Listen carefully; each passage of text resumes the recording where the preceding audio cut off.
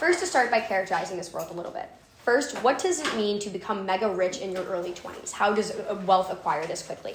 It most likely means that you were able to get here really fast, that your wealth acquired very quickly because it's in your early 20s. You probably are not doing something like going to law school or becoming a doctor because that would take time. It requires things like education, which puts you in your later 20s before you're making any like significant amount of money. If you're getting rich in your 20s, it probably means you're doing something a little bit more rapid and a little bit more exploitative. Why is that? Sorry. Why is that pretty bad? I'll get to that later. Secondly, I want to talk about what this veil of ignorance means. It means you understand what the world is, but you don't understand who you are personally. It means when you go into the world, anything could be the case. You could be sick, you could be highly intelligent, you could have certain skills, but you don't know that. You have to make this decision without having that specific information. But what do you know about the world? You know that the world is not the greatest place in the world, or not the greatest place ever, I guess. 50% of people live in poverty. Many people have lack things like access to water, access to food, access to healthcare, education. So what your decision making right now is what your first 20 years looks like. You can either have a confirmed stability, in which, i.e., you have a good, healthy family and all that stuff and you're stable, or you enter a world in which you have no idea what it could be, and the odds are it's not going to be great. You can so that's a pretty good chance that happens. You don't know who you are. The third piece of framing that I think is really important on this round is I think you're likely to succeed in either world. In the op world, obviously, we're told that you become rich in your 20s. That probably means you have some sort of success. I'll give that to them. But I would say in the gov world, you're likely to become successful on your own as well. There's a few reasons for that. First, if you're coming from a high-paying family with generational wealth and whatnot, it most likely means you have access to a lot of opportunities. You have access to a good education. I'm sure they have tons of connections, tons of people for you to meet. It's likely that you will probably also seek to have some sort of fulfillment on your own. You want to have a job like your parents. Your parents are probably pressuring you to want to also continue succeeding. It's unlikely that you're just going to be blah and want to do nothing with your life. So it's likely that on either side of the house, you are going to become successful in some sort of relevant way. What does this mean? There's two arguments for this. By the way, it paused on the recording. First, on stability. I would say it's better to grow up rich and have this confirmed stability rather than grow up in a world in which you don't know what your life looks like for the first 20 years. There's a few reasons for this. When you grow up in a good paying family, you have things like access to good healthcare, good education, you're going to go to good school, you're going to get a good job later in life, you're going to have healthy food, all of these things that make it so your first 20 years of life are pretty stable, at least confirmed. Why is this important that you have this now rather than wait till you're later in your 20s to get it? There's a few reasons for this. First, if you're happier in your first 20 years of life and you have this prosperity and whatnot, it's likely that you have things like a good mental health, a good actual physical health and stuff like that, which means that later on in life, you're probably already on a good foot to being successful on your own. But secondly, you have a better understanding of what it means to be rich. It's not that your affluence is coming later in life when you possibly have been struggling for the first 20 years and now all of a sudden you're rich, which I'll get to why that's bad in a second. It's whether you have a better understanding of what your world looks like rather than getting this crazy world change when you're in your 20s at some point. But thirdly, on a point again, if we have no confirmed you are making this decision without knowing what the op looks like. You have no idea what those 20 years looks like. So in our world, you have some confirmed stability about what you're agreeing into. On the op world, you don't have any of that. But why is the counterfactual really bad? Why is it pretty bad that new money is a really big shift later on? First, it's on the perceptual level of you'll just think all of your friends are out to get you. Obviously, you grew up there's a pretty good chance that you're not growing up really, really wealthy because the just wealth gap exists in the world. If you're choosing not to be a part of this affluent family growing up, it's likely that you're probably not in an incredibly you're not in this middle, you're probably lower end of wealth and stuff like that, which means that probably now when you're dealing with this big shift and you get all of this money, you're going to just perceptually be nervous about what people are perceiving you as. Things you're not really sure how your friends are using you and stuff like that. Even if your friends are just completely great, it's the perceptual level. It's how that impacts your mental health. It's how it impacts all of your relationships. Also, think about it this way. If you're growing up in a family that's not as successful at first, it's likely that most of your friends are also not as affluent and stuff like that. Why is that important? It means now when you come into this wealth and your friends don't have it, there's just this disagreement and this kind of inconsistency on how they perceive you and how they look at you. They'll do things see you differently or not want to align with you as well. It just means that you are becoming separate from your friends and stuff like that. But secondly, I would just say you might not be responsible with your money. When you come into wealth at a later time in life, after not having it for a while, it's likely that you probably don't know what to deal with it. You're in your early 20s, and all of a sudden you're mega rich. You're probably going to do things want to go out and want a club and spend all this money and do all these crazy things, which is just not good for a few reasons. First, that's just not good long term. If you spend all of your money, it doesn't really mean much, but also it's just not good for things your mental health, your physical health to be doing all these things. But third, I would say probably you get some high visibility. If you're somebody who was we'll just assume for now that you were probably lower class, and all of a sudden out of nowhere you get this big increase in your wealth, you're probably doing something that's pretty big scale. Per the warrants I gave you before about how it's probably not because you became a doctor, because that would take until your 30s until you're actually making significant money and stuff like that. It was probably something really, really big and really, really in the moment. It's likely that things like news channels and stuff like that will pick up on this and run with it. And that high visibility could be really bad for your mental health, especially considering that you're just some average person who is now dealing with all these things. And I would say insofar, all of these will outweigh anything that the op tries to tell you about how you're happy because you're rich later, because your money means nothing if your mental health is really bad and you don't actually know how to deal with all the things going on. But the second argument here is how important it is for you to have optionality in your life. If in the op world you need to get some high-paying job or high-paying successful career, which really, really limits the amount of things that you're able to do. It means you're going into this world and you have a limited options of what will actually make you successful and make you really rich in your 20s at this point in life. You'll probably also pick something like this because you grew up poor and you're aspiring to get out of this state or whatever. So you're probably going to pick something unfulfilling per what framework tells you earlier about how these jobs are a little bit more exploitative. You're probably going to be doing something that's not great for the world because that's just how people accumulate wealth really fast, really rapidly. You're probably doing something not great. Why is that a bad thing? I would say on the gov world, you have the optionality to choose a career that is fulfilling for your soul rather than just choosing something that is high paying because that's the only option you have. This is just better for a lot of reasons. First, it increases your quality of life. You're probably a little bit happier. You get to do things you're still probably going to be successful, to make that clear per the framework before. Your parents are probably still encouraging you to do things and you're probably going to be successful at it. But the difference is that you have such a wider range of options of what you're able to explore now that money is not front of mind. You have to be concerned about how you're getting out of this lower class poverty state, but also two, that you just have the choice to have free range and try out multiple things rather than be stuck in something that's unfulfilling because you just are trapped in this life. I'd say optionality is the only thing you have here, considering if your first 20 years are confirmed in either a bad state or a good state. You want to make sure that at that point in which you're making a difference, you're making that choice now, you're giving yourself autonomy in the future to choose.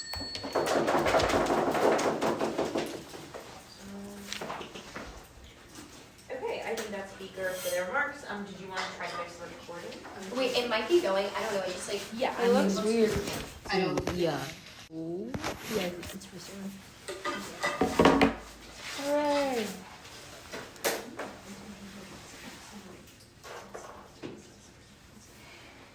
Cool. Whenever you're ready. Extraneous responses. I think that the bulk of the OG case tries to force a trade-off and prioritize the first 20 years of your life without a lot of weighing as to considering that's only the first 20 years and the later years of your life are also very important and there are more of them. The other ones probably matter too. I think insofar as you're someone who is able to make lots of money later in life, this probably means that you had access to something like a very good education and a relatively healthy upbringing, just insofar as it still takes some degree of relative privilege to do something like develop a successful company and to do a successful IPO, for example. Or at least you had social connections to people that wanted to invest. We're willing to bite the harm of you going through some additional negative childhood experiences because we think that it means on the long term you're able to appreciate the assets or the positive things that come with your wealth a lot more. Two, in terms of your social circle, I think they lack a comparative to do this insofar as you probably can help your friends and have an incentive to do this when you're someone who's come from also a poor background and knows the difference that money can actively make in their life. In fact, you probably also get good feelings inside from doing that. Even if some friends decide that the money is going to convolute the relationship, you still have the ability to make new friends with a similar background, other people who are in your new social class, people that, maybe also developed a successful company, maybe were really successful doctors. There are other individuals, and I think relationships change through your life regardless. The comparative that I think actually exists is that people who come from a life of old money are more likely to be hedged in by a specific social status that hems you in for the amount of people that you're going to be exposed to and the types of friends that you're able to make. For example, if you're only going to private school, if you're only speaking with people that your parents are interested in, this probably means that those people are the only ones shaping your worldview, which is going to be worse, but I'll do more on that later. Third, in terms of you not knowing how to spend your money, 1, you're probably intelligent insofar as you made a lot of money. 2, you have access to advisors. 3, you have ongoing investments in something like a company. That probably means losing all your wealth isn't going to happen. Great. The bulk of this constructive case is going to be around autonomy, firstly, and then secondly on Long-term happiness. So first on autonomy.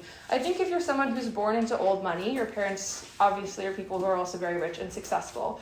I think the people who come from this sort of social class tend to have very specific expectations for their kids to maintain their family status because that's likely how they got there. What this means is that they won't want you to do wealth in a way that they will want you to act towards their wealth in the same way that they do. So they may have specific expectations of school, of you maintaining a certain kind of success, and you making sure that your family name in terms of their own social circle is being upheld. Why does this happen? I think when you're someone who comes from old money, you have a similar feeling that OG flags in terms of the fear that other people have around money. What this means is you have a fear of negative intention, of people only wanting you for your money. You have a degree of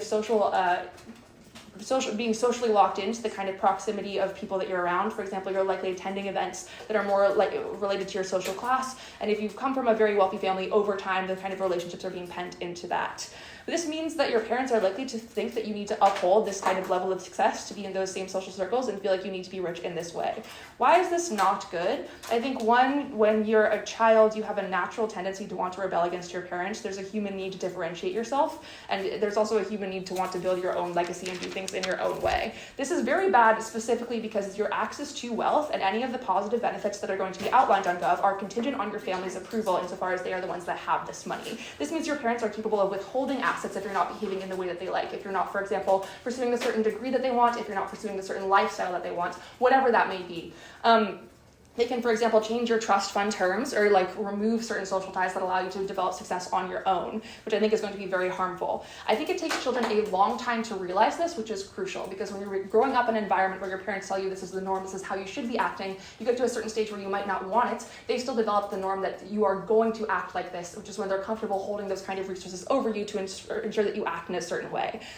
So you're inherently hedged into what they want to do. Why is it comparatively better on Gov then? I think one, even if there's some degree of parental pressure, when you have access to a lot of wealth you purely accrued on your own, you can do with that whatever you want. So maybe your parents wanted you to go to a certain business school or do something like that, but now you have this amount of money, you can have access to a lifestyle that isn't contingent on other people allowing you into that lifestyle, which I think means you can do the kind of things with it and be the kind of person with that money that you want. If you are successful, it probably means that you found something that you naturally excel at, which is just a source of natural human happiness. Humans tend to get catharsis from doing well and performing their social role well. They get social validation from doing very well in their company, for example, which means that they feel better about the kind of actions that they're doing, which gives you your own sense of personal catharsis versus being hounded. Even if on their side, your family gives you a lot of money to start your own company, you always know that the reason that you were able to do that is because your family gave you that money. It's not something that you can get the joy of doing purely on your own, and the same kind of social validation is going to be far lower because people aren't saying, oh, you did this entirely by yourself, you deserve the kind of club that comes with it. I think that kind of imposter syndrome also means any kind of success on their side is going to be far worse for your mental state because you're just feeling like you need to go along with what was set before you, not things that you're doing on your own. Stevie, do you have a PI? Yeah. Are people generally happier when they have to make decisions where they might not get the choice that they want?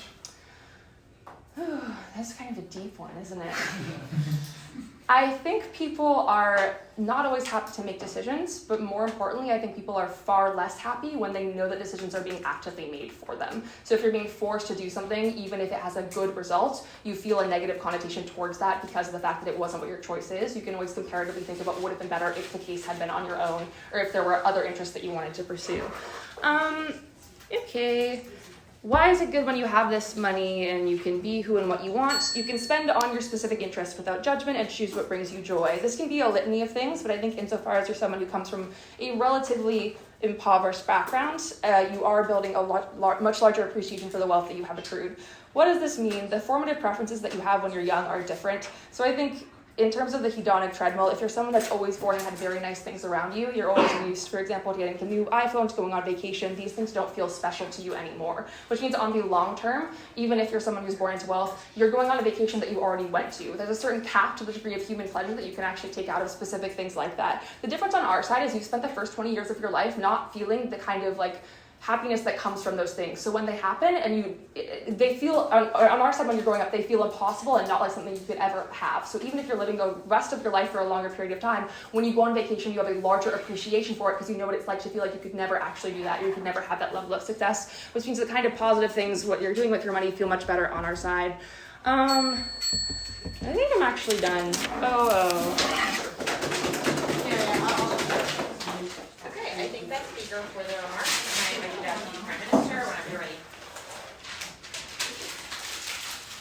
Okay.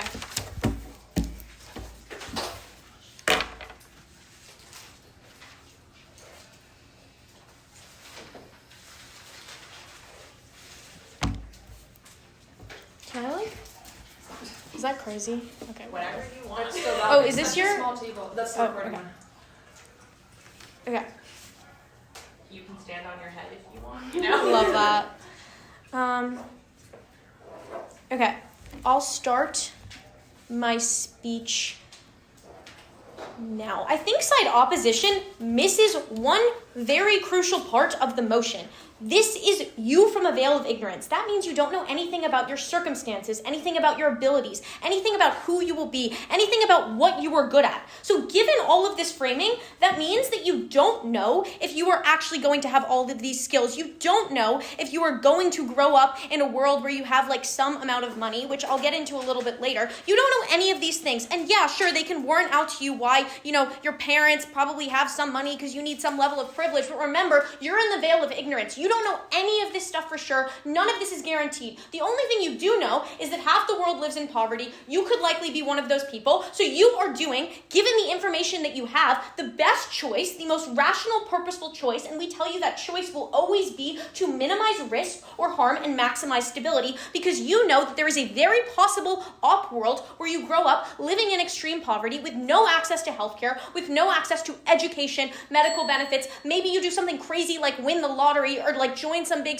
tech startup or do something else crazy to get rich really quick, which we tell you is totally within the scope of the debate. Therefore, your life is super unstable, really bad, and I'm going to weigh this. Okay, so why is childhood therefore more important than adulthood, right? Like, why is it so much better to have these good childhood years? First, because they are the formative years of your life. They will shape the rest of your life, right? We think that if you have stability in these early years, if you are guaranteed some level of stability, you can minimize a bunch of mental health issues in the future, right? Because you are growing up without as much trauma when you know that you have food on the table for every meal, you know that you have education, healthcare, all of these things are accessible to you. This allows you to have a better, just more stable rest of your life. So even if they're right that the rest of these years will be good, you will always be living with this intrinsic trauma and these intrinsic issues from your past in these formative years. But secondly, we tell you that adulthood sucks, right? It sucks for everyone. You have to care for other people. And when you're a child, these are the best years of your life. Why don't we maximize happiness in these years, right? You have no obligations to anyone. We should maximize happiness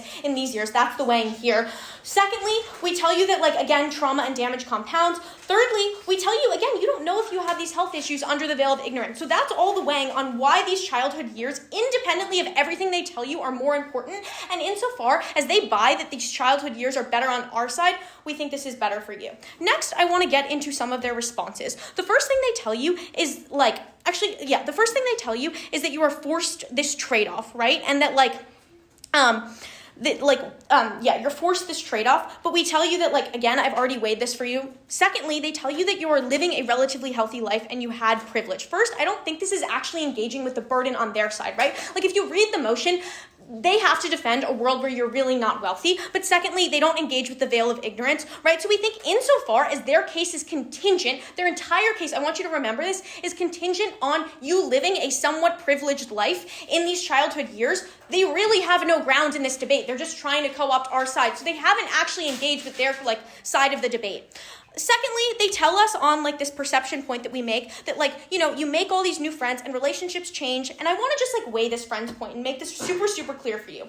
Why is it really, really bad in their world, right? Because we tell you you feel alienated and you feel like you would never fit in their world and you feel like you have imposter syndrome. Why is this true? Because when you go from having no money to having a lot of money, you think that everyone wants something from you. Independently, relationships are going to change because everyone knows you're rich. So yes, even if you want to help your friends, all your friends now want to use you, or perceptually you think they do. So all of your relationships probably change and probably suck. And yes, sure, maybe you can make new friends, but these new friends are probably going to want things from you too, and you're probably going to be living in a world where you think they want things from you. This is all independently bad because we tell you if you have no stable friendships in your life, you cannot have a good, happy, long, sustainable life. So even if you weigh this against their point that all of your friends are privileged and rich, which I'll get into why this is not true a little bit later, we still think it's better that you have stable, long-term relationships in our world, and we think this this compounds, and we think this is a unique benefit for our side.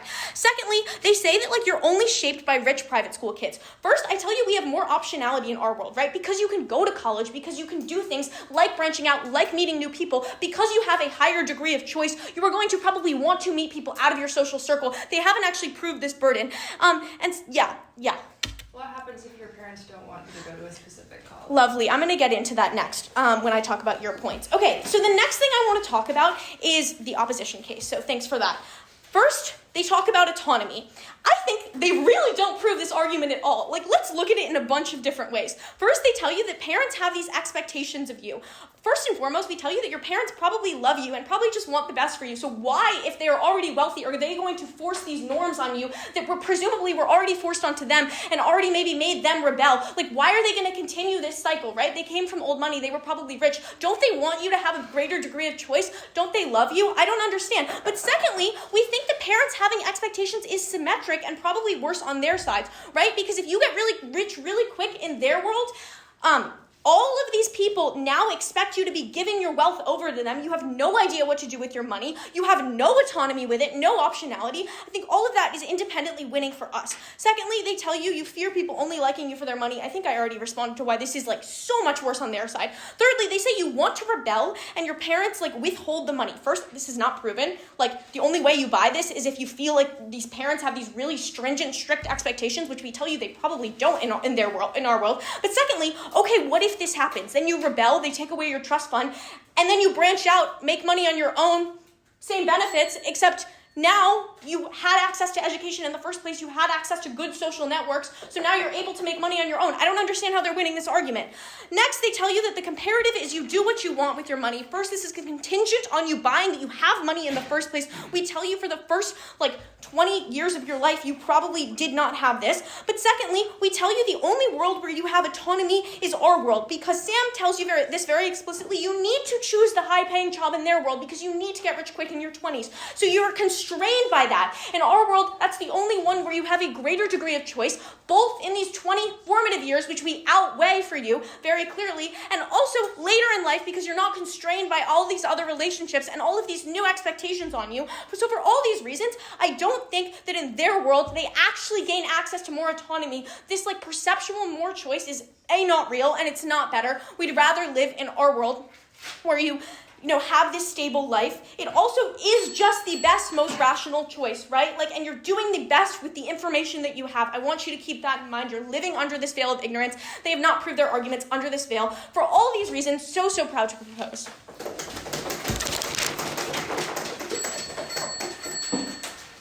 Okay, I think that's speaker for their remarks. Deputy Leader of Opposition, when we're ready.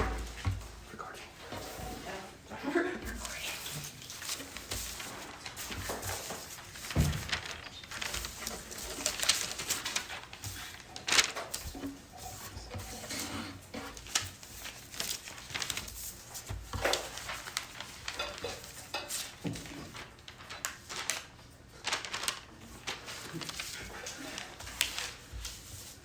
This setting is crazy. What is this? I'm also gonna I can't.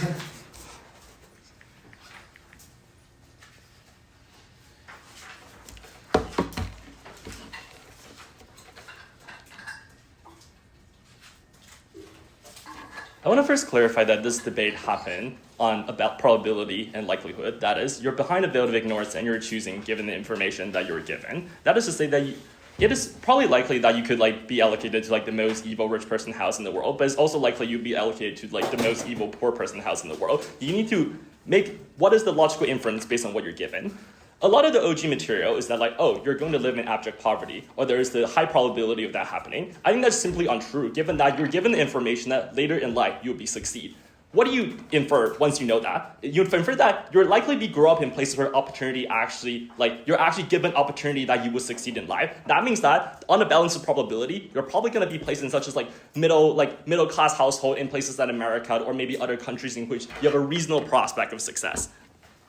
what it means is that you don't get a lot of the materials, a lot of the impacts are out of the round. Things such as about like, oh, like the trauma of being living in abject poverty are simply unlikely to exist. And even if you were to buy that, there's a small likelihood that happening. There's a comparative harm of like being born into like the most evil rich person in the world, and that's gonna completely fuck you up, like being the child of Elon Musk and things like that. I think like that is a symmetric harm they also have to buy, right? So why would we win on a likely case? I think a likely case is that you live in cases such as like middle class family. You grew up like doing fun things such as like go and play in a park that doesn't cost a lot of money. You get to go to Disneyland like once a year, but you're like kind of hype about that because it's like the most exciting event of like the year, whatever. And also like you just like watch TV and like maybe you have to do things like helping out in the grocery store because your parents need your help. I don't think that's like deeply traumatic. I think maybe you get some enjoyment out of that. Maybe you don't. And either way, that is probably fine. So two things in my speech then, why do we win? I think firstly, I want to prove to you why in early childhood, freedom is usually a lot more value and important than having things such as material comfort. But also I'm going to prove to you why you don't get freedom on our side, at least on a balance of probability.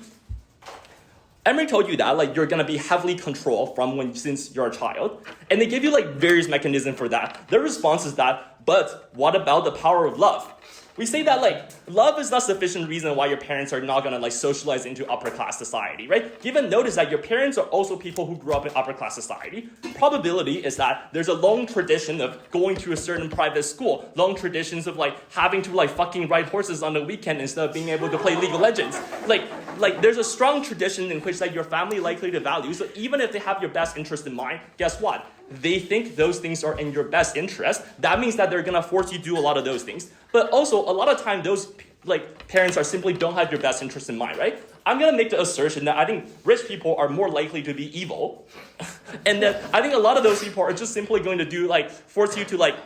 They have incentive to like not even evil, but like self-interested in the sense that they want to maintain their social status in front of their other old family people. And these are all the reasons why they might want to socialize into a certain way, because it brings pride to the family and maintain the family traditions. It influences their sense of who they are, and these are reasons like they're likely to do that. And there's strong mechanism in which they can influence you when you're a child, right? They can simply socialize you. That is telling you every day that like you have to do these things, otherwise you're never going to be happy. You must go to a private school, otherwise you'll never be happy. You must ride horses, otherwise you'll never be like accepted in the like upper class society. But there's a material coercion that happen when you're under early childhood that is like gonna force you into doing all these bad things that I just talked to you about. Sure. Isn't the pressure that you'll likely feel from your family that is not as wealthy also autonomy constraining? I think like on either side, you're probably going to feel a degree of material constraint, right? But I do think on the balance of probability, like your parents don't know that you're going to be successful. Maybe they still want you to do well, but I think like a fair characterization of like a middle class family is that like, oh, like they want you to like study well in school, but they're not going to be like all consuming in the way that rich parents often are, in the sense that rich parents want to control every single aspect of your life and turn you in the project because like they have no other things to do. So why is this then bad? Because you lose out on all the freedom that like are very important early child. In exchange, you get things such as material comfort. But notice that material comforts are often not as important early on in your childhood. When I was 18, I could enjoy going to a debate tournament and building in really shitty dorm. There's no way in hell I'm doing that. If I'm flying to a debate tournament, I'm staying at 4-star resort. It's simply just that early on, like you can enjoy a lot of like kind of shitty but fun things, like playing in the park, like playing basketball, even though it's like very like physically straining on you. Like I think that is usually fine because you don't have like some expectation that you're gonna be super materially comfortable. But also I think their unique harm about why that happened is that like as Emery explained, you get deprived of all the novelty of the good experience that things such as like materially good get normalized in your life. You're told every day that these are just important, that you're just supposed to eat caviar for breakfast. That means that you're less likely to get enjoyment out of every single good things that are offered to you. But in exchange, you give up very, very, very valuable autonomy that you're going to crave because you see everyone else have that, but you don't have that. So, but even if you have a bad childhood, sure, like your parents fucking sucks. Why do we still win on later in life? And I think like the weighing just that like fairly simple mathematical in that like you're likely gonna live until maybe like 70. So you have 50 years compared to 30 years. Why do you get like happier 50 years? I think first, you get much more flexibility. Social circle likely be better for a few reasons. Is that first, because like you grow up in the middle class like family, so like you probably are used to interact with a wide variety of people. You go to places like public school, you're not like an asshole who like live in like a like you live in places like maybe like cities and you actually interact with other people and a human being, that means that you can actually choose who to hang out with. I think I'm willing to buy the harm that, sorry, running out of time, by the harm that OG say that like, sure, maybe you don't fit in an old money circle, but guess what? You don't have to do that. Now you have to, there's a very small amount of old like money people in the world. You can hang out with like literally everyone else that you grew up with, maybe the friends that you went to high school with. I think all those things are likely to be good. Why? But why do you get that not on government side? Because first, you don't know how to like socialize with normal people given that your race is like an old money asshole. Second of all, like you just can't do those things because like you don't have like the ability to like enjoy really shitty backpacking that your friends are likely going to enjoy. That means that you're unable to interact with a lot of those people. But also thirdly, that it just feels unfamiliar and scary. And given that you're socialized to be scared, I think likely to be socialized to be scared of like the poor and like the world at large, you're unable to want to try new and novel things because that feels incredibly scary. I think on our side, you simply get more flexibility on your social life. But secondly, which I think is literally the most important thing is the debate, is just that like your parents now don't have monetary control over you later on in life, and that is the most important thing, which is that you make your own money. Maybe you're pressured to like buy them a house or whatever. I think like you're not literally being extorted every single moment you're like to do what they want you to do. You're completely free. You get to talk to your parents like, I fucking made those money. What are you gonna do about it? That means that regardless whether or not your parents are good or bad, you get freedom, and that's important.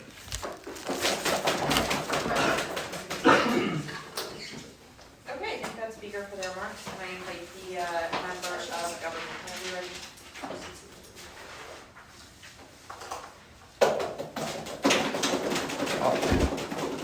Everyone just jump scared by the phone. It's really funny. Oh no, it's recording. Yeah. Do I press play when I start? How long does this say it's been recorded? Is it still going? Oh shit, it is still going. Yeah. Sorry, cut that out. Cut it out, cut it out. Okay.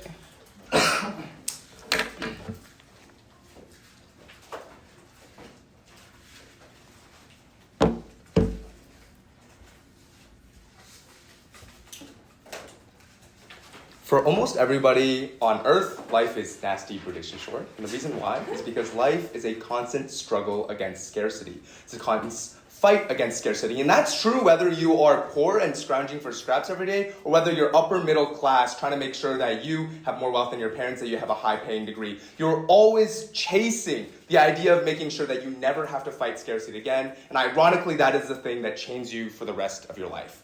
Our extension is that even if you stumble or create new wealth, that those first 20 formative years of your life will burden you with a financial anxiety, with a fight against scarcity that will chain you for the rest of your life. You will never escape the feeling that you have to make more, that you have to keep what you have, that you have to continue fighting because that is how you grew up, because that is the way your brain is wired when you grew up for the first 20 years, and you knew that if you didn't work, if you didn't try hard, that everything was going to fall apart. Right? And I want you to think about, I want you to think in your life, not just and I want to engage with what they said about, even people who are brought up in decently well-off families, who are very well-educated, who are very privileged. Everyone has someone in their mind right now, I guarantee it. Those people, what are they doing? A lot of them are probably trying to get jobs as lawyers so they can make $300,000, $400,000, $500,000 a year, $1 million a year, trying to grow their portfolio so they can have even more money so they can travel to Mexico 5 times a year instead of 4 times a year, right? That is the fight for scarcity that never escapes. And yeah, that might be pretty good. And to be honest, for me, I embrace that struggle, but I think that embracing of struggle and saying that it makes me a better person is frankly copium. That at the end of the day, that's a pain that we pretend isn't a pain, but is something that nags at the back of their mind. That is ultimately the extent of freedom that you can achieve on opposition. They say that you can make your own choices, you can choose what career you want to do, but at the end of the day, that's always angled towards, am I going to be financially secure? Am I making enough money? And you'll never escape that prison for the rest of your life. Did I have anything more to say? Cool. I think I did. Right? So those are the two pieces of analysis I want to make very clear. The first is, yes, they say 20 years of your life is less than the remaining 50, but those 20 years of your life are by far the most important. Not just in terms of time dilation, but also in terms of determining the kind of person that you are, right? We see people with new money, right, that are some of the most miserable, terrible people we've ever seen, that are incredibly greedy, that shit on the poor. Why? Because they feel like they deserve everything that they had because they're the ones who created it, as opposed to being given. They're the least least generous, even though maybe they should be the most generous. But the second piece of analysis that is very important is that is again something, a prison that you're never able to escape, a pain that's always going to limit and determine the direction of your choices. New money people are the people who are most obsessed with opulence, who are most obsessed with the aesthetics of wealth, who are most obsessed with the traditions of wealth and the performance of being wealthy. Why? Because they found wealth, because they think that they created that wealth, they care about that wealth the most. They care about making it seem like their status represents what they've, worked so hard to create in my investment firm, Like, that they care about showing to everyone, hey, I've made it. Because when you are not wealthy, when you grow up not wealthy, you dream of wealth. You see it represented on the television screens, you see it represented in the cars that people buy. That opulence is kind of driven into your mind of like, this is what wealthy people live like. And that's why middle class people in some ways are the most, actually I'm not going to show the middle class anymore, right? But like, that's the mentality that you have then when you become wealthy. That's why you operate in some of the most, that's why you operate in the most evil rich people ways that OO talks about, right?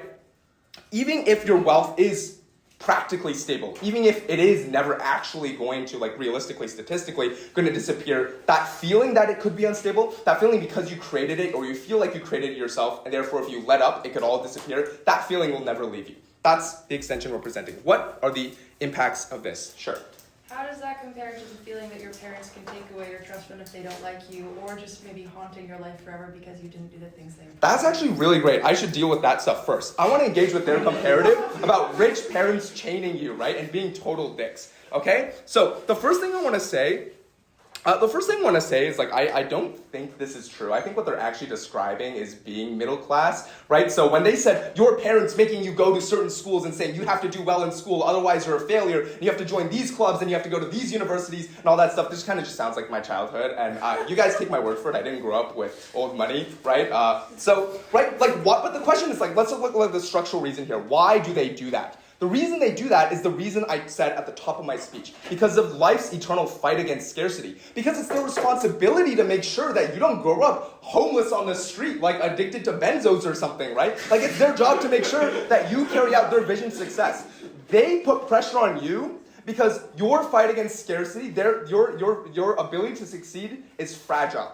But what happens if literally no matter what you do, you will be well off? Because when you have old money, your wealth isn't tied up in your kid getting a good job. It's tied up in decades across diversified industries that you all own that are going to stick around for the next several centuries. That your kid literally doesn't have to do a thing. They could literally lie in bed and play League of Legends 24 hours every single day. They would be completely fine. You never have to worry about scarcity. So I would ask them, what is the reason then for your parents to still enforce the way that you live and tell you that you have to live a certain way? What are the reasons they give? They say tradition, which is symmetric. They say values, which is symmetric, and they say that rich people are evil, which might be true, but in this case is assertive, and therefore you should not buy it. Cool. So that's why I think comparatively your parents are far more likely to be harsh on you on their side of the house, right? And maybe they won't be as harsh on you after you make tons of money, but you're going to be harsh on yourself because the things that they told you for the first 20 years of your life, the things that you tell yourself for the rest of your life. What are the impacts? Firstly, I want to talk about true freedom in the kinds of decisions that you make.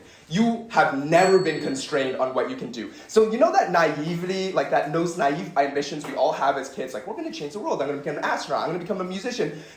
Old money people, those ambitions never go away because they never have to contend with the reality that, hey, I actually have to take care of myself. So they can go and make music. They can go and be a philanthropist. They can go and set up a foundation for research into marine animals because they don't have to give a fuck, right? Like they can do whatever they want. And I think following your dreams, the child inside you, right, what your heart truly desires, I think that is true happiness. And that's the things that make life worth living. Secondly, is that you don't have to have responsibilities over other people. You know, like even if you have new money, you still have to care about your siblings being able to do well. You have to make sure that your generation lasts, that you are saddled with the burden that if you had old money, your ancestors 3 generations took care of for you so that you can enjoy true freedom. Now, even though you have all this wealth, you have a responsibility to make sure that it lasts for 4 generations after, and I think that is shackling you, so you don't actually get to enjoy that wealth outside of maybe endless mojitos as much as you want, but I don't know how much that's worth. Lastly, I don't know, debate resorts, 5-star resort, debate tournament, that sounds lit. That sounds fantastic. I would love that. I hate sleeping on floors. Okay. I thank that speaker for their remarks, and member of opposition, whenever you're ready.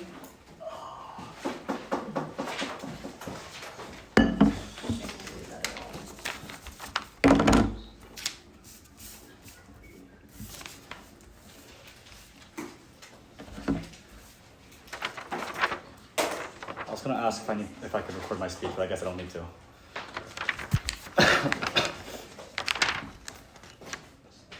Sarenna? Oh yeah. The issue with the veil of ignorance claims that come out of OG is that, like, to some extent, the motion fiats that you will become rich. They concede to this. This means that we are able to characterize our actors the same way that they characterize theirs. So I'm going to do a bunch of that in my speech. The first thing that I want to talk about is that it's completely unclear from OG why it isn't law school or education or something like that. So, but this is conceded for the purposes of closing government's extension. I think that just, the reason for this is just I don't think age is a sufficient amount of analysis to explain why this is not true. Like my friend who's literally in my class literally just signed $1 million per year deal at Millennium. You can definitely do this at a young age. I think that's fine. But secondly, I think that everything they talk about in terms of health and all those things are completely symmetric as well in terms of certainty, right? So the fact that you might be born with some kind of illness or a genetic disease, right? So your biological proclivity to illness or these kinds of conditions is completely arbitrary. That falls on both sides of the house. Again, conceded by closing government for purposes of their extension. What then do we think government's side actually looks like in this debate, and what do they have to engage with? I think the first thing is that it's incredibly interesting to me that opening government mentions childhood trauma. Because to me, when I think about childhood trauma, I think it's often rich kids that empirically hate their parents, right? So think of celebrities. I think off the top of everyone's heads, you can probably think of a celebrity whose child hates them for whatever reason or another, right? So like Elon Musk and his dad's relationship, for example, right? This is something that's incredibly common within high society, and the reason for this is probably one, they never have time for you because they're busy doing their job or something, right? In order to maintain that wealth. But two is that these relationships in terms of childhood are incredibly transactional. That's to say that these rich people often view parenting as a good parenting as I'm buying you this thing to make you happy, and then when you're why am I not Dad, I want you to love me, they're but I bought you this thing that other kids don't have. So there's this asymmetry of information and understanding that often that persists within these kinds of high society parental relationships. That means that oftentimes it is rich kids that are the most traumatized. But secondly, I think on their side it's incredibly restrictive on agency, and here I want to differentiate from opening opposition. Their claim on agency is largely that you are pushed to do things to maintain success. I disagree with this, because I think that oftentimes, the children of rich people often become artists and other things like that. I agree with opposition side's analysis on this. You're probably likely to do something that you view as I want to do this thing. So probably that's why, I don't know, sorry Gracie Abrams, but Nepo babies exist, right? So that's probably, so I think that this is incredibly likely to happen, right? But the importance here is that the differentiation I want to make is that rich parents are likely to be more restrictive in terms of agency on social values. So that's to say, people that are in these old money families are probably conservative, right? So structural reasons, they're old, probably were born in different times with different norms and different societal norms. So that's the reason why societal acceptance of progressive things gay people is really lacking in high society circles. And this is incredibly important because, God forbid if you're gay, probably, so this unlocks the impact in terms of your parents cutting off the cord because they don't like who your partner is. I think that's incredibly important. No. The next thing I want to talk about is relationships. So again, I think it's incredibly interesting that opening government talks about relationships. They say that friends will take advantage of you and you're scared of that. Does this not happen on your side as well? I'd posit that this happens even more and to a worse extent on their side of the house. I think that the point at which, when they characterize how you have connections, how you have money, how you have the ability to go on vacations, I think that's exactly why you're scared that all your friends are using you for these kinds of things, right? So, I don't know, just intuition pump, I don't know, I guess this is an example, just open Kai Trump's comments when she posts anything with her best friend. It's your friend is using you for money, your friend is using you to get, to get close with, the elites and whatnot. So this is incredibly common. I think it's much more likely when you're born into these rich, old money families that you have to constantly ask yourself whether or not your friends actually value you for who you are versus, what if they're just trying to take advantage of me for my family, not myself. God forbid if this is even probably worse for your romantic partner, right? You're constantly guessing if they're just for, the divorce. 4, I'm going to explain why our counterfactual is better in many regards. The first is that I think the point at which you get money, you have a lot more catharsis from doing it yourself. The reason for this, which is different from opening opposition, is that society oftentimes values the kinds of things that you had to, the kind of values that you had to have in order to get these things. So what this means is you probably grew up in a household where your parents, like Arpi talks about, value things like hard work, valuing things like perseverance, valuing things like you have to keep going, you have to keep improving yourself. So these are the kinds of skills and the values that you grew up with and that you're likely to keep within yourself for the entirety of your life. What this means then is that the point at which you actually become rich, you're more likely to get more catharsis from becoming rich, from getting that first paycheck, because you know that you did it yourself and the society values and creates and puts value on those values, on those things that you had to do and on those skills that you have to have in order to get to the place that you got to. The second reason is that you have more agency. So again, even if you're gay, you have the ability to escape the kinds of homophobia. And if your parents on our side of the house are homophobic or something, you have the ability to escape that cycle of hate on our side of the house with money. But thirdly, you have the ability to help others. I think this is incredibly important in this debate that hasn't been touched on. So the point at which you're able to build something for your kids, as Arpi concedes, I think that's incredibly cathartic. I don't think it's, oh no, I have to keep working. I think it's, I want to build something for my kids to have so that they had a better childhood than me. I think that's something incredibly cathartic, the point at which you know that you succeeded. Before I go on, I'll take a PR from opening. Go. Yeah. Yeah. Okay, I was just going to say on your points of being friends, isn't it that the people who are growing up wealthy are also surrounding themselves with people who are wealthy? So this like idea that people are okay, yeah. So obviously this isn't always true. Like you don't not 100% of your friends are going to be like the same like level of you, as you. And even if it's like even if you're going to private school, there's still levels in private school, right? Like you have people who aren't like the top elite. Maybe if you're one of those people, what if the friends who come from a low somewhat lower socioeconomic class? What if they're trying to take advantage of you?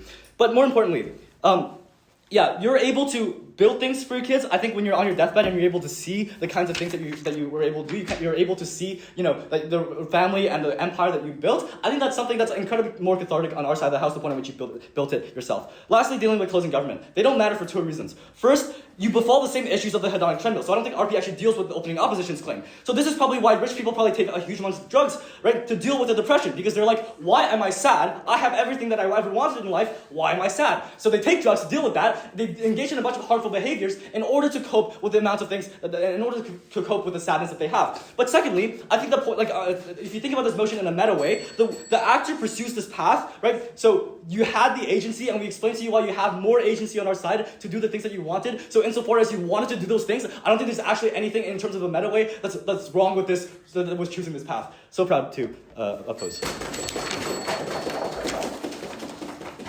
Okay, I think that's speaker for their remarks. And I invite the government whip when we're ready. I love the unks. Thank you. They're bugs from Costco, actually. Oh, hell yeah, wait, I have the same ones. Right? They're like, so comfy. the 30 bones. It's They're actually, awesome. it's good. Okay. Yeah, not Dog, what are you doing? dude, listen. Are you in a debate like that? Yeah, you got a problem with it? Want to talk your shit? God, what an unsupportive partner. You don't got no freedom. It's like scarcity. All right. Cool. Wait. 3, 2, 1. I'm going to do two things in this speech. I'm going to do a bunch of ref to the op bench, and then I'm going to explain our impacts a little bit deeper, and then I'll integrate the way towards opening government.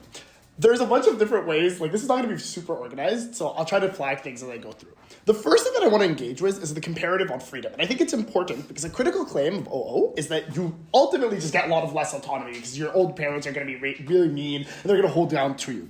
The first thing that I wanna say is freedom is not necessarily a feeling, and this is the crucial part of our extension, that it's partially this, but it's a capability set that you can actually use in your life, and this is the end point of the extension. That's to say that your freedom from scarcity, the no need for survival trade-offs, and the mentality in which you view the world means that you do have freedom to explore a lot of things that are important to you and form the things that you care about early on in life. And this is important because it means on net, you're likely to be happier in the way that you explore the world because you're younger, so you maybe do things like you go into music, you maybe do things like you explore time and energy and whatever. And I'll take the trade-off that Emery bites at the very top of their speech. That's to say that you are probably educated, you probably have some degree of resources, but even then, these parents still are likely to be ones that push you towards doing a lot of extracurriculars, to push you towards the grind. And this is important because it means in your childhood, the things that you choose are not things that you choose. Why is this comparatively likely to be things that are still important and you still have more agency over on our side of the house? The first claim is like, yeah, sure, old money care about what you do. They care about the appearances. They probably don't give a fuck whether you're playing piano or violin or doing whatever the fuck else you want to do that seems explorative. Notably, it's a good conversation topic if your kid's the one that's a singer that's doing things that are interesting. So it means that on net, the creative outputs you decide to choose are probably more important than yours, and your parents fund them a lot more on our side of the house than they do on yours. But two, I think the important part is that these things do have an opportunity cost at your age. That's to say that when your option set has already narrowed and your new obligations come into play, like you have to be the insurer of your family, and this is what Arpi talks about in the sense of you need to pay for your siblings' tuition. You need to be up front because you've now come into new money. You need to preserve this and show to the people around you in the signaling fact that it matters. A lot of the things that you otherwise might want to do are replaced by the fear of losing out on freedom and losing out on your wealth. So you don't take your new wealth and maybe go explore the things that you want to because you feel like you must consistently rebuild this and consistently move it on higher and higher. Under the veil, you probably choose the life with more usable options earlier and fewer compulsory claims that happen towards you. This is important because OG frames this as, oh, but you're gonna die and poverty is really bad on their side of the house. That's not the big part. I think it's probably reasonable that you're not dead on like one side and have money and healthcare on the other. It's probably reasonable that you have some degrees of freedoms, but we tell you, you have substantially more. Two, on the rich households being inherently terrible and coercive. I think even if you grant pockets of control, there are still far more soft constraints with exits on their side of the house. What I mean by this is that you can move schools, you can move cities, you can buy privacy, you can fund therapy, you can take a gap year, you can change career. You have all of these options because you have money and tools to do so. And look, it's probably likely that you're able to access them because if you have old money, you have lots of people that have done lots of different things and still seen as successful because they have the big industry behind them, so your parents are likely to be okay with it. Anyways, the comparative harm that they need is important because even if you take the medium case on us, it's a hard constraint, but it's not a hard constraint on our side of the house. So they always end up being stuck. Which world lets you walk away? Old money. Which world forces you to claw back losses that you cannot backdate? New money. And this is what it means. This is important because it means that largely your agency and autonomy on our side of the house are bigger on our side. Your autonomy is larger on our side of the house. The third thing I'd say here is that their second claim is that self-made autonomy means that you have more freedom. Look, the problem with this is that there's an obligation drag that you can never ever escape. And that's what I was talking about earlier. Things like remittances, your parents' debt, your siblings' tuition, other fees that come with them now being seen as the person that has to pay for them because you're the rich guy in the family who has all of this wealth. The reason why this is important is because it's something that you can never win. It's a zero-sum game in every instance because these are microtransactions that build up over the course of your life now that you're wealthy. And they're ones that you might be happy to do in the very beginning. You're happy to help out your friends. You're happy to pay out for their vacations. You're happy to pay for your siblings' tuitions. But it gets to a point where you feel like you are the only insurer of your family. And the reason why this is bad is it creates a weird relationship between you and your family. They see you as someone who always has to be there. You see yourself as obligatory and have to engage with this. Maybe you want to opt out of it later, but you don't because you feel for the relationship that exists. What this means is from the veil of ignorance, new money is choosing a life where you have a consistent amount of zero-sum options that are always presented to you en masse if you're someone who has a reasonable social life and a reasonable family network. And that's pretty fucking bad. No one wants to opt into that. So I think you always choose our side of the house because it's probably better for you. Sure. On both sides of the house, there are potential social constraints about what people want from you. The difference is on our side, you can do what you want with your money and you have the catharsis of knowing you earned it on your own. So look, here's the difference, right? I actually don't think you can do what you want with your new money. I think there's a lot of social expectations on helping out your family and also the scarcity stuff and surrounding your friends. On your side, on our side, the expectations have been set out because the rule book's been played for a very long time. You know what obligations exist. You know what you have to opt into. So it's probably likely that you have more options and autonomy on our side anyways. I think that's a comparative weighing. You pick us. Lastly then, on the impacts. I want to talk about 3 sets of impacts that come out in Arpi's speech that are probably necessarily important. The first thing that I'd say, you have a speech, sorry. The first thing I'd say is that true freedom is important because you have a far larger durable capability set that exists towards you. The first thing I'd say here is that there are no sorts of trade-offs that you have to take in your childhood. You have more bandwidth for curiosity, you have more bandwidth for practice, for risk-taking, and this is important. The second thing is that you have a hidden syllabus that's already granted to you because you're rich and old, and doors open when you knock. When your family name carries status, when you've been at your bank for a long time, it's easier for you to get approved for mortgages. It's easier for you to know who to talk to. It's easier for you to get help when you want to do your college applications. And this is important because I think, like, look, maybe you're like OG characterizes, like a really lucky guy that makes it out, or you're like Emery characterizes, where you're like a guy who's really smart and is somewhat educated. In all instances, you're pretty fucking lucky and you have better access to all of these things on our side of the house. The important part is it's just the count of valuable options that you have over time is likely to be higher on our side of the house, and you're likely to exist under them anyways. And under a veil of ignorance, I'd say if you keep talent equal, right, like assuming that you're not super talented on their side and not super talented on our side, you're likely to have far more options available to you with the same degree of talent, given the sorts of notions that you're likely to exist into. What this means is on the long run of your life, you're guaranteed wealth, but you don't feel the same degree of regret later down the line. You don't think, wow, I worked my ass off because of the scarcity and wasn't there in my children's lives for a very long time. I worked so hard that my parents never got to see me and I never got to actualize these gains. I'm now 45 and my back fucking hurts because I've been sitting in my chair and it wasn't an Erman Biller because I didn't want to spend money on that, and things really fucking sucked for me, but I never got to actualize my wealth. You don't do that because you've had it from the very beginning. All of this means is that on our side of the house, you have a far more fruitful life, and you should always pick that. Being rich is great. Okay, I think that's speaker on their marks, and I'm in the opposition whip to deliver their address. This table setup is unoptimal. Give me like 2 seconds. Right? Yeah, take your time.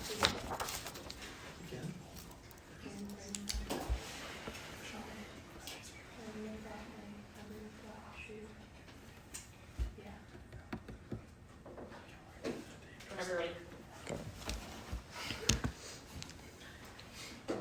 I hit diamond in Valorant, and if you told me what at 20 years old I became top 100, maybe for like 3 months I might try to hit rank 1, but I'm gonna realize that, hey, I'm an adult now. And I might have been stuck in my room my entire life, but there's a lot of other things I enjoyed as a kid, like going to the park with my friends, or drinking out of a shitty red silo cup because I'm fucking broke. So those are things that prove that even if there are massive incentives to keep going forward, there's still a lot of little things in life that I care about. Too many things in this speech. Firstly, I'm just going to talk about whether or not you're going to become a horrible person. I think that greed is mostly universal, like everybody is innately greedy. The second of all, the more important part of this claim is that you know what it was like to be at rock bottom, which means that you are more likely to be comfortable being at rock bottom. The alternative and flip side on government is that you never engaged with that rock bottom. You expect everybody to be at your feet, and you will expect this for your entire life. So if you're going to be a fucking dickhead, I think you're probably going to be a dickhead when you have old money. Firstly, then, on the quibble in terms of the veil of ignorance, I think this is like reasonably dealt with throughout the round, but a few things else to say.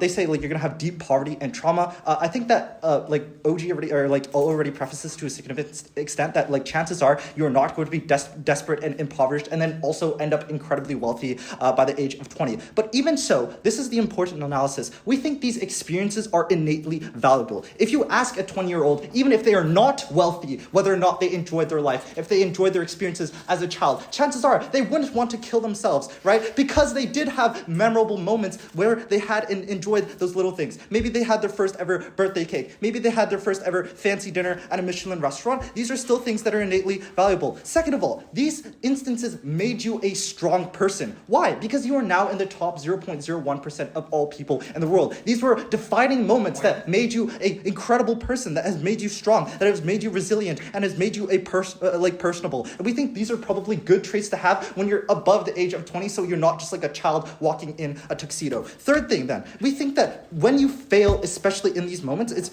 like universally valuable. Getting fired from your first ever team, like not being able to get into the college of your dreams. That teaches you that perseverance and that reliance is a uniquely valuable thing. And this passes on to a lot of things that are not just money related. It's if I want to pursue a passion in art, I'm going to spend incredibly more amounts of time because it's not something easily given to me, as opposed to the fact that I'm going to cry because like my art didn't get picked for an art show because I expect everything to be handed at me at face value. We think that actually fixing those problems that you started and had to live up with gives you even more happiness happiness than when you started. When you realize that you lived up in a slum, probably donating a lot of money to that slum will give you incredible amounts of catharsis, right? You meet the you go beyond that societal obligation of helping people, and that's probably a good thing, right? Recognize then on the last quibble about like guilt and whether or not you're going to be like a corrupt person because you got this money. Like, I think it's probably true that most people that have had old money are like rich and privileged, that have probably exacerbated some like exploitative nature in the past. Like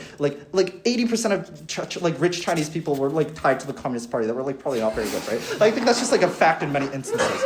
Second thing then in terms of enjoyment. So this is where we're going to deal with mostly CO's case. They say that scarcity will then lead into hedonism, and you're going to have this constant pressure to ensure that your future generations are going to be wealthy. A few things to say here. I think always wanting more is not always necessarily true. Like, why isn't it that I can just enjoy like drinking with my buddies if it's not drinking like Grey Goose? I can enjoy Smirnoff. Like I've been at rock bottom, bro. Like, this is normal, right? Like, I've been with my day ones. I can hang out with my day ones. I'm not just gonna like slime them out for no reason, right? So that is to say, at least you were happy when even then, in the worst case scenario, perhaps you do enjoy like treading that hedonic treadmill. At least you were happy when you got that first boat, because you were never expected to have that first boat to begin with. On your side, you expect to have 20 cars at the age of 15 or even like 12 before you can even drive. I think that's like completely crazy. And the fact of the matter is that on government side, you are going to be far more apathetic to these material things in life, and honestly to a lot of things in life in general. And this can be problematic for a few reasons, right? You're already at that peak of excitement, of that peak of enjoyment, which means you are going to pursue things that are probably damaging for your health. And these things are pursued at an earlier age, like taking drugs or like being on Molly or some shit like that,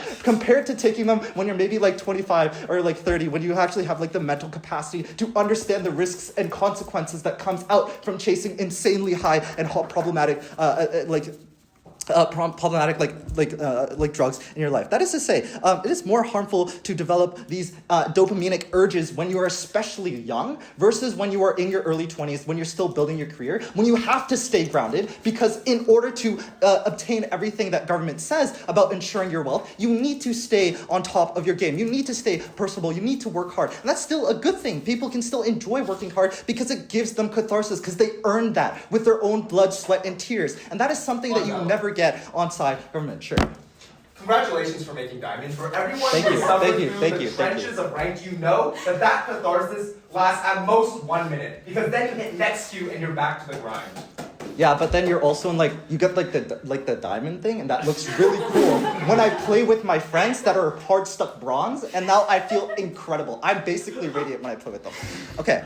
Second, last quibble then in terms of like agency, this is where I'm going to deal with a lot of this like parental pressure thing. Gov says, parents are going to pressure you to do very well, and they're going to like force you to do things. I think OO also similarly says that like the same thing is true with rich old money, because they want to carry on this brand or like legacy that has already been defined. I think the critical difference that Ed proves in the speech is that reliance, right? Your parents not only force this reliance on you, but it's also like negative. Insofar as you piss off your parents, that means that you're going to be in exile in your friends circle, your parents' friends circle. With all your friends are probably also rich people that have also had 20 Bugattis and like all go on yachts together. Like, when that comes out and you say, hey, instead of like partying every day, I actually want to pursue like an art career, that's when you're shit on, right? And let's say if I want to hit like Diamond and Valorant, like, bro, they're gonna like bitch you out so easily. That is to say then, if you have any sort of difference in terms of career projections, or if you want to have like any personal passion, passions, like God forbid you are gay and your parents are like super religious, for example, or like really problematic, like that's also like a pretty big deal, right? Because then they just like exile you from the family. Like, this shit has happened before. But the more important thing is the end comparison at the end of the day is whether or not you prefer having these pressures from societal expectations where you at least have the capacity to maneuver your money, you still have the capacity to make more money, versus the apathy that comes up about having no enjoyment in your life. I think the decision is pretty clear. I think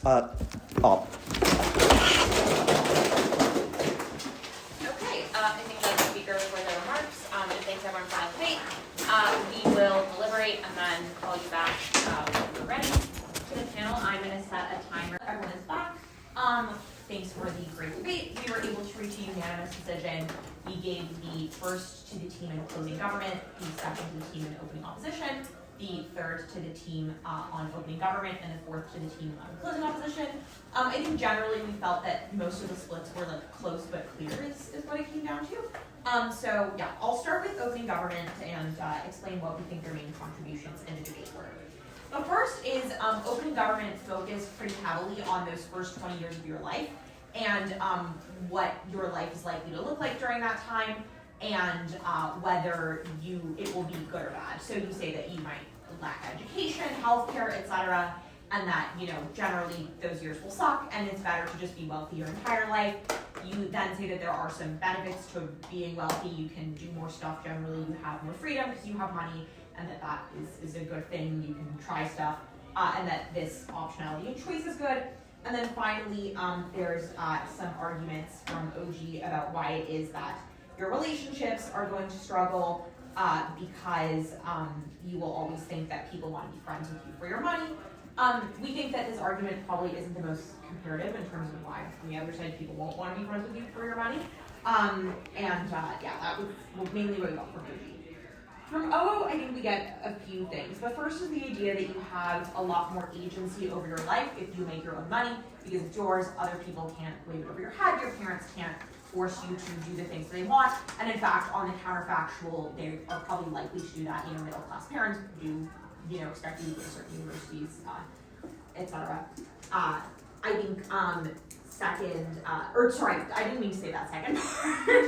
I just read the wrong thing. Yeah, sorry. That your wealthy parents are much more controlling of you. Ignore the second part that I said.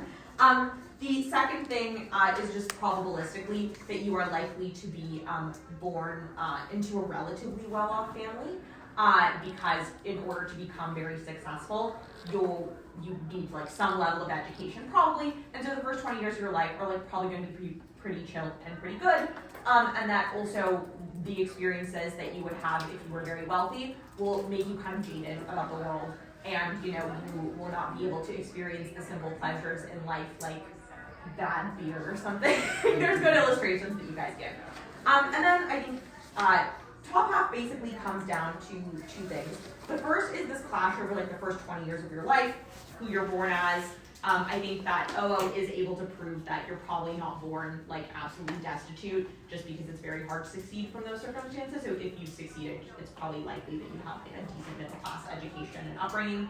And then the second is weighing the other 50 years of your life, and we do think that OO is able to prove that even if the first 20 years aren't great, the time that you have after where you enjoy your money a lot more outweighs the 7 years of being like wealthy and jaded that you have on OG. I think the second part of this debate on top half comes down to quality of life. So first, autonomy and how that is generally going to be a lot worse on gov side when you can. Other people have control over your money and can like wave it over your head and have expectations of what activities you're going to do and who you're going to socialize with and how that really sucks.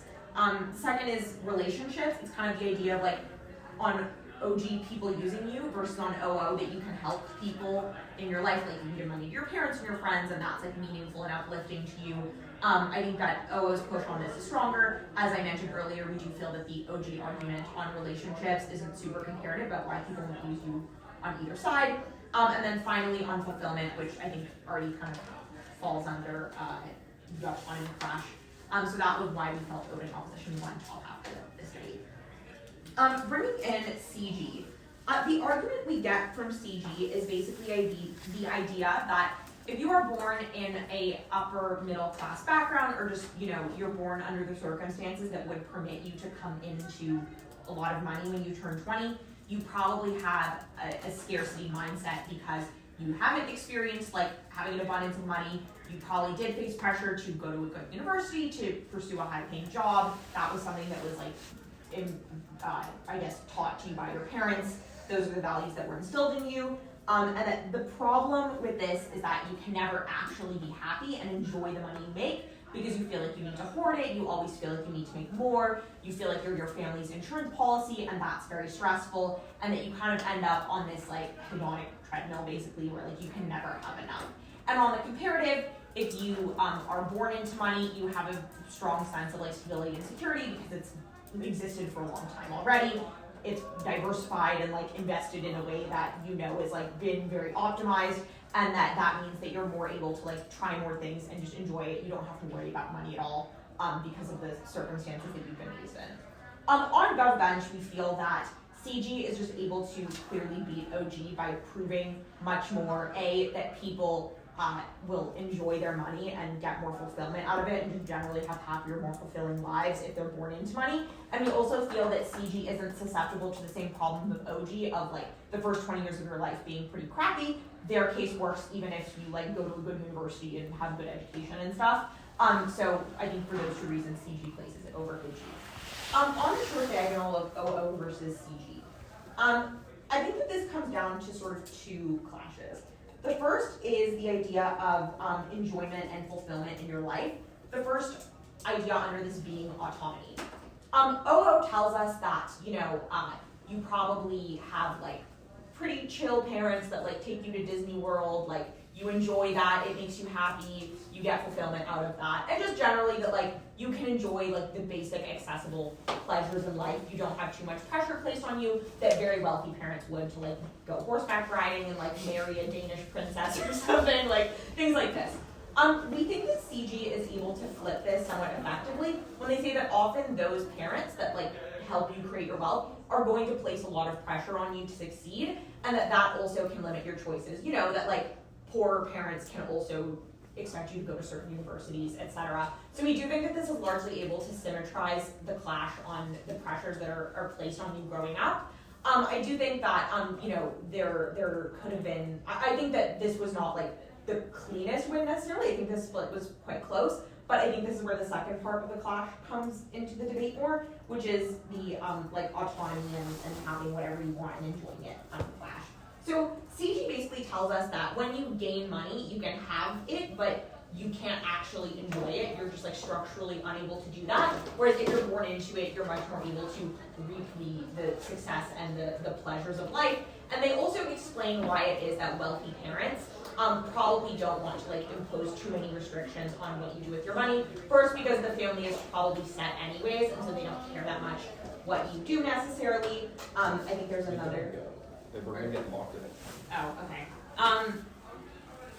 We can do it. Yeah, I will. So you said, I think. Clash 2. Yes. Yeah. Okay. So the second clash was about whether you're able to enjoy the things that you have. We felt that OO had good reasons why it is that your choices will be constrained, but in the absence of those choices being constrained, i.e. if we credit the CG material on why it is that your parents probably, you know, restrict your autonomy to some degree on either side and you're operating under like constrained options on either side, we felt that CG had generally better reasons why it is that you just cannot enjoy the things that you have if you come into wealth. And I think the reasons for this are twofold. The first is the fact that you feel that you are basically the insurance policy for your entire family. Whereas if you're born into money, you know that all of your family is already wealthy. You're probably socialized around other wealthy people as well. So your relationships are just better on that front. So you don't feel the same obligation to others that would place a lot of pressure on you if you come into money. And then I think the second reason that they give is just you can try a lot of different things that probably make you happy versus like still having to do more work. I think that clash is less strong than the relationship stuff. We did feel the relationship stuff out of CG was generally quite persuasive. So basically what we felt it came down to is that first of all, CG was able to prove that your choices are pretty constrained by the way your parents raised you on either side, and in the absence or taking that into account, you are able to enjoy the choices that are available to you more when you're born into money versus when you create it and you feel a very strong sense of obligation to others. So it's like the prison you construct for yourself in addition to the prison that your family puts you in, basically. Okay. Next, bringing CO into the debate. So we felt that the material we got from CO was like a little bit hard to piece together at times, but we kind of felt that it came down to two main things. The first was about the fulfillment that you get from making money, and just how that like initial moment of like your business makes it big or whatever is like a big thing that caused a lot of good stuff in your life. We did feel that this argument is actually, even though the language that explains it is quite different from OO, we do think that it is somewhat derivative of the OO argument about the monotony of being able to do a lot of stuff and how none of it has any meaning. Because we're not totally clear. Basically, your argument is like, you have more meaning when you have money that you make for yourself, because the counterfactual is just you can do whatever and it's not that meaningful, whereas this is something that you've done for yourself, which is meaningful. So we feel that it is actually kind of a similar argument to the one that OO makes. That was the first thing.